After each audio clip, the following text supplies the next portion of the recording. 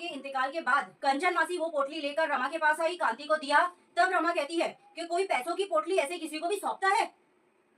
अपनी सास के बारे में कहती है कि डोशी जैसी मूर्ख, यानी कि डोशी जैसी बेवकूफ कोई है नहीं। उस औरत जिसने अपनी जिंदगी की जमा पूंजी भी इन लोगों को दे दी, बट ये लोग उस औरत के बारे में ऐसे शब्द का प्रयोग करते हैं।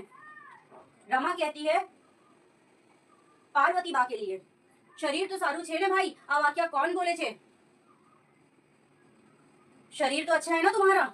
ये वाक्य कंचन मासी बोलती है जब पार्वती बा का इंतकाल हो जाता है। उसके बाद जब कांति घर की तरफ आता है ना, तब कंचन मासी कहती है कि तुम्हारा शरीर तो ठीक है।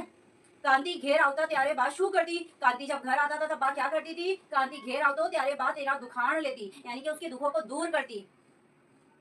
जैसे ही कांति माँ को देखता, माँ की आवाज सुनता, माँ से बातें करता, उसका दुख दूर हो जाता था। हाय हाय आग फूटी गई के शू, आ वाक्या कोने बोले छे, कोने कहे छे? बचपन में जब कांति ने खेलते खेलते पत्थर मारा, वो पत्थर बा यानी पार्वती बा कांति की माँ को लग गया। उस टाइम पे कंचन मासी ने कहा था हाय हाय आग फूटी गई क्या? उस टाइम पे कंचन मासी ने ये वाक्य बोले थे। कांति और रमा क्या जई वसे छे? कांति और रमा कहाँ जाकर बस गए? दोनों अमदावाद जाकर बस गए। लेखक ना मते रमाए कांति ने बा पासे केवी रीते वाड़ी लीधी हती। लेखक के हिसाब से रमा कांति की बा के पास से किस तरीके की चीजें अपने दिमाग में भरकर रखी थी। लेखक के हिसाब से जो रमा थी उनका हिसाब कुछ अटपटा था।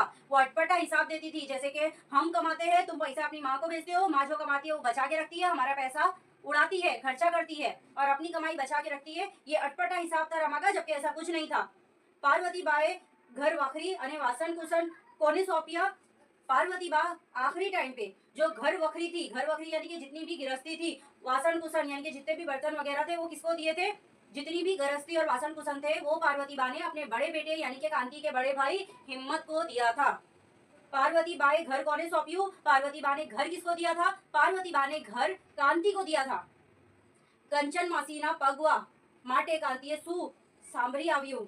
કંચન માસીના પગવા માટે કાંતિએ પોતાની ઘરમાં વાણું માંટેલા પારો છે તે સંભાળ્યો આવ્યો અને બાને બૂમ પાડવાની મન થઈ આવ્યું કે કંચન માસીને ઓલિયા વાણું મંત્રેલા પારો આપને। बा के इंतकाल के बाद जब कांति की पत्नी बीमार हो गई, मर गई, तब कांति को पछतावा हुआ। वो वापस से अपने वही घर गया जहाँ उसकी माँ पार्वती रहती थी। सब चीजें उसको याद आई कि मैं यहाँ खेलता था, यहाँ माँ के साथ बैठता था, मैं बाहर से आता था, माँ मुझे आवाज लगाती थी, खाना निकाल कर देती थी, मेरी बातें सुनती थी। माँ से बात करते करते मेरा सारा दुख दर्द दूर हो जाता था। ये देखकर कंचन मासी दौड़कर आती है, उनका पैर मुड़ जाता है। कांति देखता है और आवाज मारने का उसका मन करता है कि माँ जो हमारे पास मरहम रखा है ना, वो ला मासी को दे। उसको याद आता है माँ तो है ही नहीं, माँ गुजर गई है, माँ का इंतकाल हो गया।